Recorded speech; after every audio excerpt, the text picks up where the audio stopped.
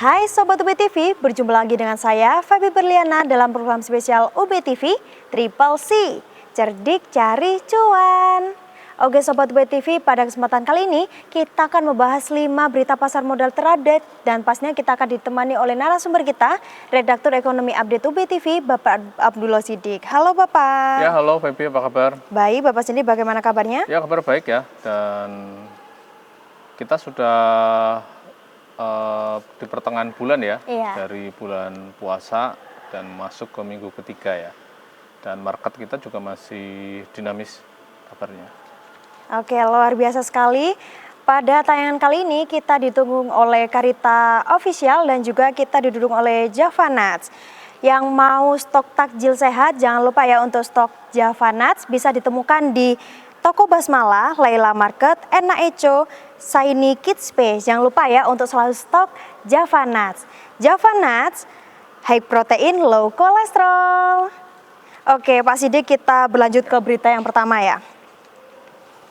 Berita yang pertama, peluang bangkitnya saham BCA setelah umumkan tebaran dividen. Menurut bisnis.com, saham Bank Jumbo PT Bank Sentral Asia yang masih di zona merah mendapatkan angin segar setelah mengumumkan tebaran dividen. Berdasarkan data Bursa Efek Indonesia, harga saham BBCA memang masih di zona merah atau turun 5,68% sepanjang tahun berjalan sejak perdagangan perdana 2025. Ini berita pertama kita, Pak. Ya, jadi memang BCA itu sudah mengumumkan akan membagikan dividen pada bulan ini. Dividennya itu adalah tanggal 20 Maret ya.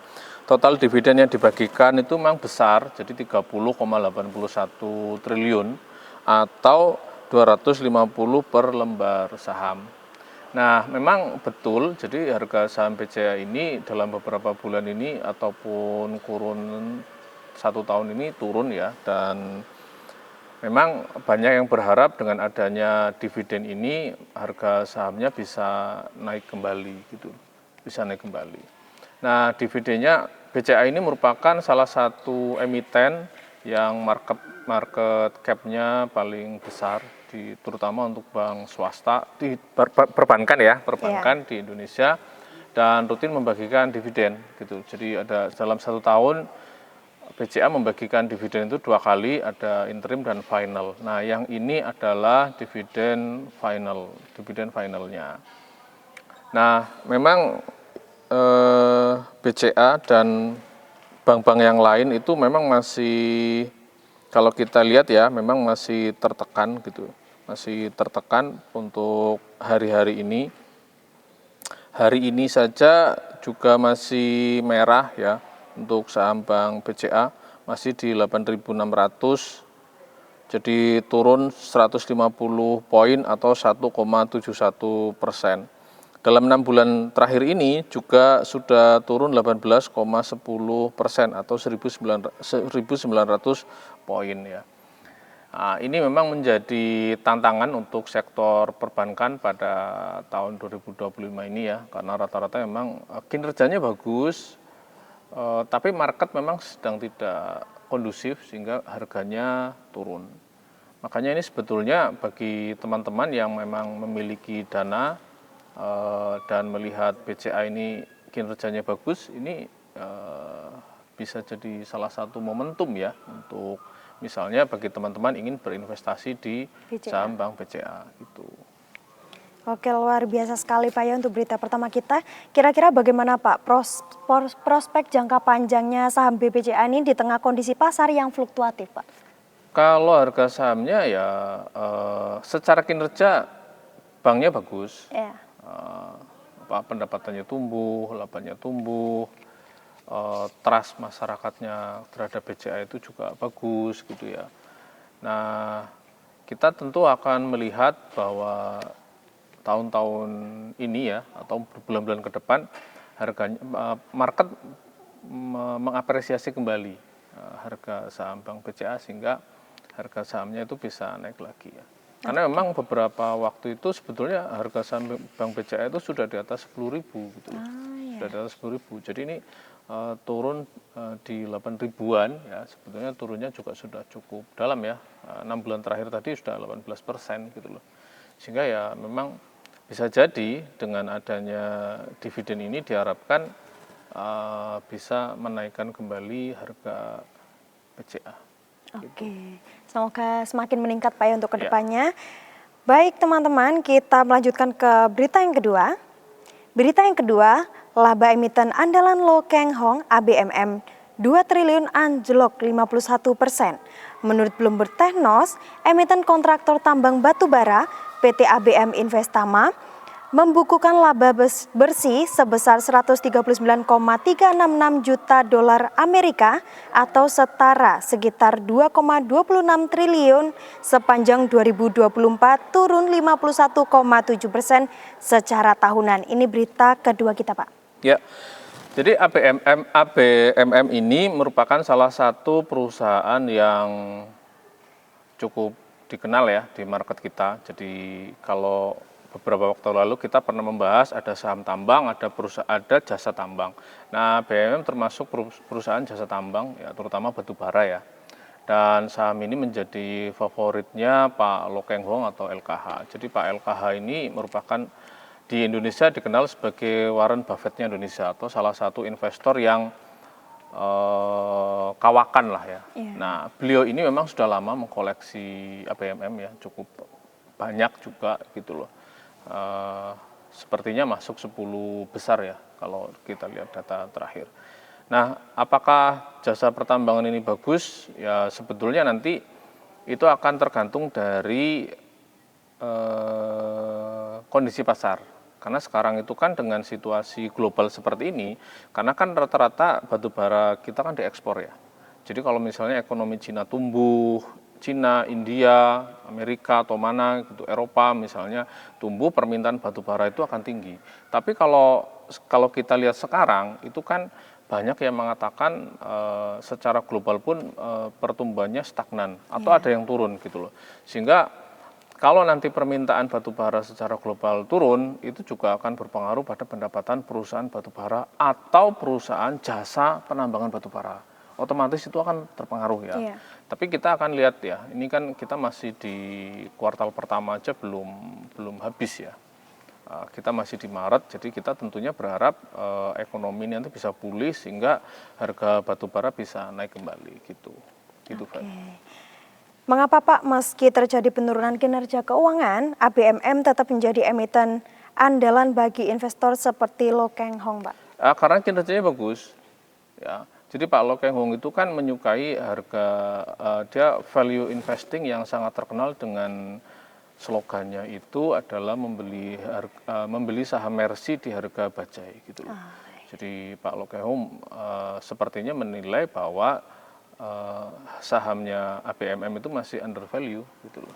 Jadi layak untuk dikoleksi. Gitu. Oke, baik. Luar biasa sekali untuk berita kedua kita. Baik Sobat BTV, kita akan jeda sejenak. Jangan kemana-mana, tetap di Triple C, cerdik cari cuan.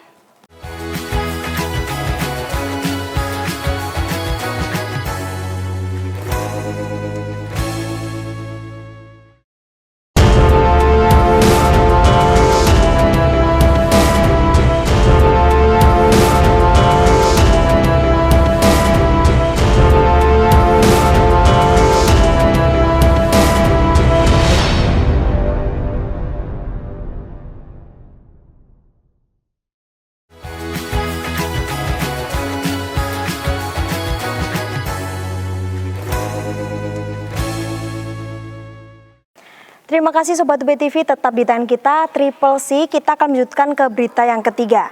Berita yang ketiga, Kapok Boncos SRTG 2024 membukukan laba 3,29 triliun. Menurut emiten news.com, Saratoga Investama Sedoyo sepanjang 2024 mengemas laba bersih 3,29 triliun, melangit 132% dari episode sama tahun sebelumnya tekor 10,14 triliun. Dengan hasil itu, laba per saham dasar meleset menjadi 243 dari periode sama tahun sebelumnya minus Rp750. Ini berita ketiga kita, Pak.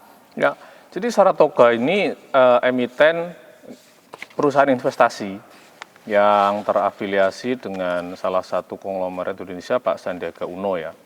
Dan memang pada tahun 2024 Saratoga ini mengalami peningkatan pendapatan karena pendapatan Saratoga ini agak unik. Saratoga itu hanya mendapatkan pendapatan itu dari dividen perusahaan-perusahaan yang diinvestasi oleh dia. Nah, beberapa perusahaan besar yang menjadi portofolio Saratoga itu misalnya salah satunya itu adalah Adaro. Atau sekarang berubah menjadi Alamtri gitu ya. Setelah dia memisahkan antara perusahaan batubara jadi AADI, sekarang Adaro itu kan jadi Alamtri. Nah, memang salah satu dividen ataupun pendapatan terbesar dari Saratoga pada tahun 2024 itu dari dividen dari saham Adaro. Karena kemarin Adaro itu membagikan dividen itu memang banyak sekali.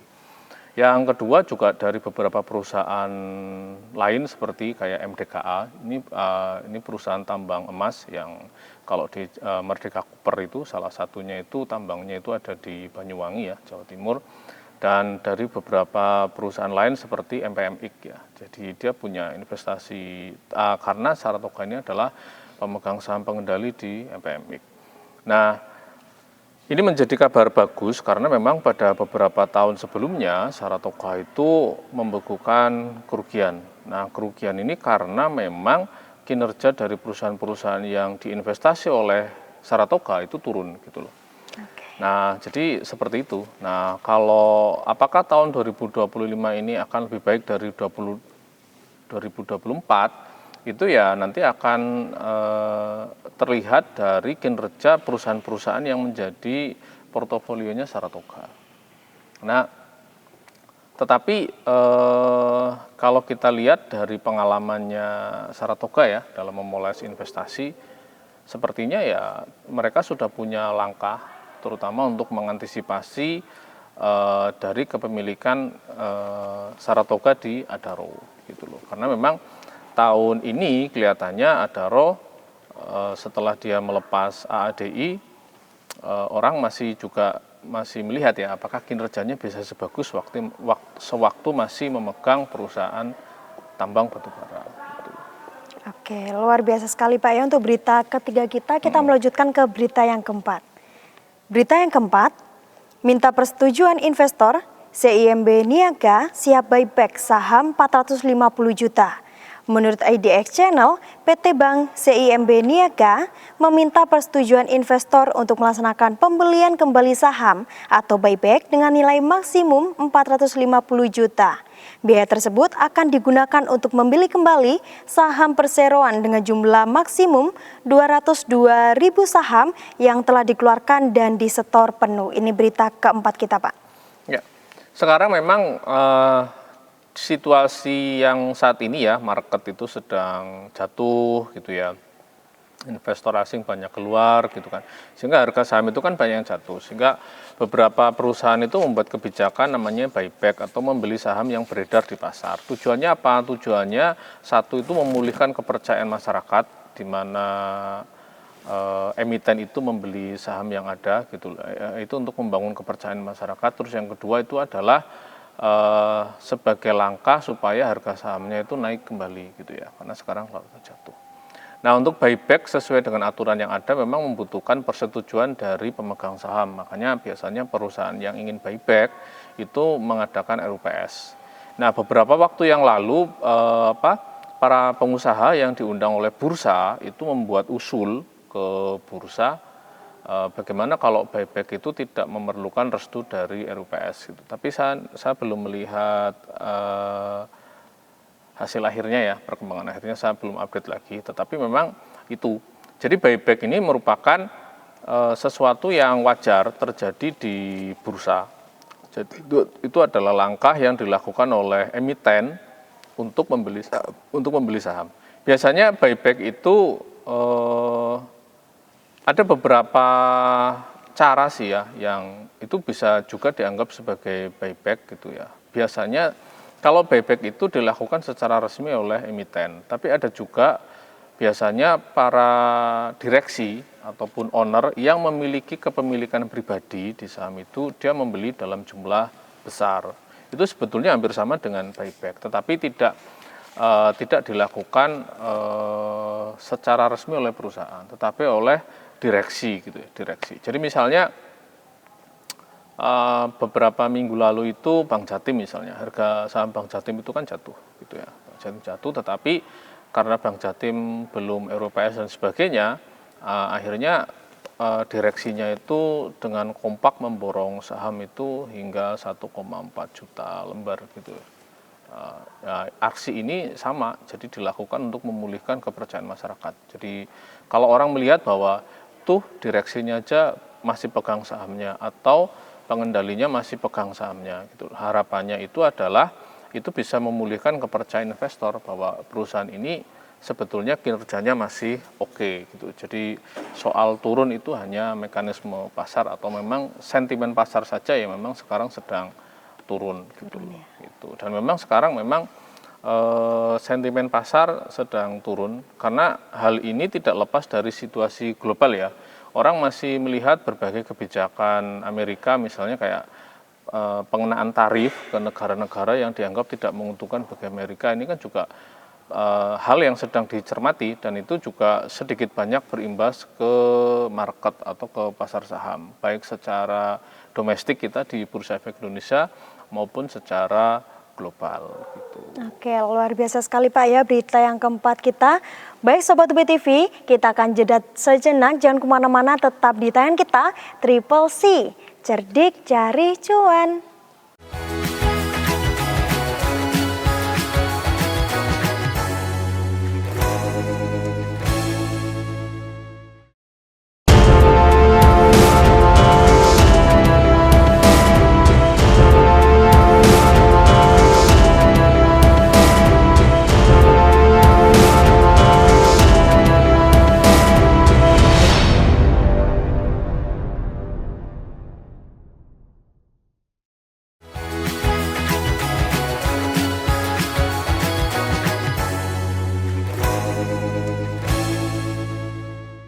Baik Sobat UB TV, terima kasih tetap di tayangan kita, tayangan Triple C. Sebelum kita melanjutkan ke berita selanjutnya, saya ucapkan terima kasih kepada Karita Malang yang sudah memberikan dukungan kepada kita berupa busana yang kita kenakan. Nah, untuk seluruh Sobat UB TV yang mau cari busana, mau cari baju atasan atau bawahan, bisa langsung mengunjungi outlet-outlet Karita. Dan juga saya ucapkan terima kasih kepada Javanat juga yang mau stok takjil sehat, bisa langsung kunjungi toko Basmala, Lailai Market, Enak Eco, Shiny Kids Space. Jangan lupa ya, bisa dicek sekarang atau nanti waktu mau berbuka. Java Nuts, high protein, low kolesterol. Oke Pak, kita melanjutkan ke berita yang kelima ya. Berita yang kelima, perusahaan farmasi Medela Potentia MDLA siap IPO, incar dana 805 miliar. Menurut bisnis.com, PT Medela Potentia MDLA menggelar penawaran umum perdana saham atau initial public offering IPO dengan harga penawaran sebesar 180 per saham sampai dengan 230 per saham. Perusahaan distributor produk farmasi hingga manufaktur alat kesehatan itu berencana melepas sebanyak-banyaknya 3,5 miliar saham biasa atas nama yang seluruhnya saham baru dan dikeluarkan dari portfolio perseroan dengan nilai nominal 20 per saham. Ini berita terakhir kita Pak. Ya, ini sebetulnya berita bagus. Jadi di tengah situasi ekonomi yang belum bagus, di tengah market yang sedang turun, masih ada kabar perusahaan-perusahaan yang mau IPO gitu ya. Jadi perusahaan mau IPO itu adalah perusahaan yang sahamnya belum dijual di bursa, terus dia merencanakan sahamnya dijual di bursa. Nah, salah satunya itu ya MDLA ini atau PT Medela Potentia. Jadi ini adalah perusahaan farmasi, perusahaan layanan kesehatan, dan kalau kita lihat memang market di industri kesehatan itu kan masih bagus ya. Jadi karena produk kesehatan apalagi farmasi ya, farmasi dia menjual obat-obatan gitu. Nah, itu kan kebutuhan yang tidak mengenal musim. Artinya produk kesehatan itu kan bisa dikonsumsi atau dibutuhkan oleh masyarakat sepanjang musim. Nah, jadi kalau kita lihat dari sektornya ataupun industrinya, sebetulnya perusahaan farmasi, industri farmasi ini adalah industri yang sangat bagus karena produknya dibutuhkan sepanjang tahun. Nah, yang kedua, kabar IPO MDLA ini sendiri, ini kita harapkan itu bisa menjadi berita sentimen positif ya bagi market dan memberikan banyak pilihan bagi investor yang ingin masuk ataupun mengkoleksi saham gitu. Jadi kalau MDLA ini nantinya sudah IPO, ini sudah ada jadwalnya. Dia sekarang sedang melakukan penawaran umum ya, masih masa-masa itu. Nah, ini menjadikan investor itu semakin banyak memiliki pilihan saham, terutama kalau mau masuk atau mau membeli saham-saham ya, sektor kesehatan. Jadi saham sektor kesehatan ini kan sekarang macam-macam. Ada rumah sakit gitu ya, misalnya ada Mayapada, ada Siloam gitu kan. Itu kan sahamnya juga ada di situ. Terus ada Hermina, itu kan juga sahamnya bisa dibeli di bursa gitu ya. Terus ada juga saham di sektor kesehatan itu adalah saham perusahaan-perusahaan farmasi.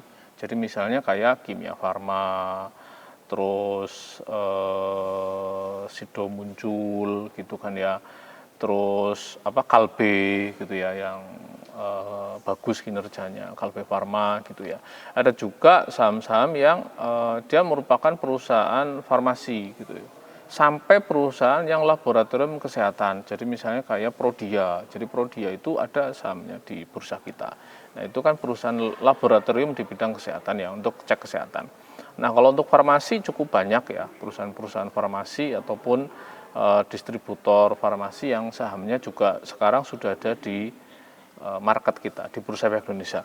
Jadi kalau komentar saya melihat berita ini kita harapkan menjadi pilihan investor itu jadi bertambah ya, gitu ya. Nah, tapi ya jangan lupa bagi teman-teman yang memang nanti mau membeli saham MDLA untuk melakukan riset. Jadi itu kan pasti sudah ada prospektusnya. Jadi di prospektus ataupun di lembar penawaran itu sudah dijelaskan kayak tadi misalnya harga sahamnya mau dilepas di 180 sampai 230, terus jumlahnya ada 3 miliar, 3,5 miliar ya, 3,5 miliar. Nah, biasanya perusahaan itu sudah mencantumkan, jadi dana yang diincar itu kan 805 miliar lah, itu dana itu untuk apa saja. Jadi misalnya untuk ekspansi usaha, untuk menambah modal kerja, untuk menambah hutang atau untuk membayar hutang, bukan menambah hutang ya, untuk membayar hutang. Nah, itu biasanya dijelaskan. Nah, selain itu juga ada laporan keuangan yang bisa dibaca oleh calon investor. Nah, itu dilihat dulu gitu loh. Jadi misalnya kinerjanya, pendapatannya berapa, arus kasnya berapa, liabilitasnya berapa, jadi hutang dia berapa, hutang jangka panjang, hutang jangka pendek gitu kan ya.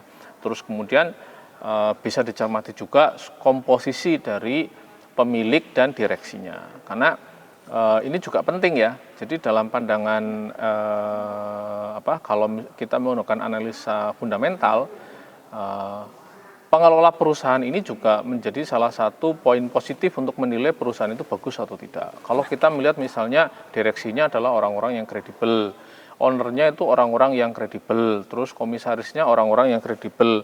Nah, maka kita bisa yakin ya, orang itu bisa meyakini bahwa perusahaan itu akan dikelola dengan baik gitu ya, karena orang-orangnya terpercaya gitu.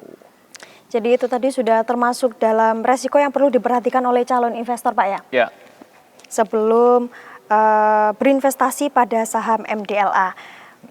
Nah, untuk kelima berita ini Pak, kita kan sudah membahas 5 berita. Berita mana saja yang menurut Bapak itu bagus untuk kalau ini, saya kayaknya favorit berita nomor 1 ya, BCA ya. Jadi karena ya BCA ini memang saham perusahaannya memang bagus ya, perusahaan perbankan bagus. Jadi kita sih berharap BCA ini bisa meningkatkan kinerjanya, karena salah satu penopang pertumbuhan ya di Indonesia ataupun perekonomian di Indonesia ya memang industri perbankan gitu, industri perbankan. Sehingga kalau kita perbankan kita sehat, industrinya oke, harapannya kan dana masyarakat yang berhasil himpun dalam bentuk tabungan, deposito atau apa itu kan semakin banyak. Nah, harapannya dengan dana dari masyarakat banyak, perbankan ini bisa menyalurkan dalam bentuk kredit ya. ke masyarakat yang membutuhkan juga, sehingga harapannya itu kredit-kredit baik kredit konsumtif ataupun kredit produktif, harapannya itu bisa untuk menggerakkan perekonomian nasional gitu. Oke, luar biasa sekali ya. Semoga berita ini bisa bermanfaat untuk kita semuanya. Ya, oke. Baik Sobat UB TV, kita sudah mengulas 5 berita pasar modal terupdate dan pastinya 5 berita ini bisa bermanfaat untuk seluruh Sobat UB TV di rumah. Jangan lupa ya untuk kepoin Karita untuk busananya dan juga Javanats ini.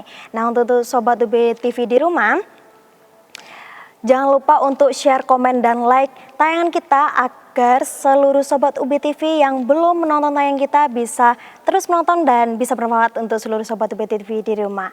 Terima kasih, sampai jumpa.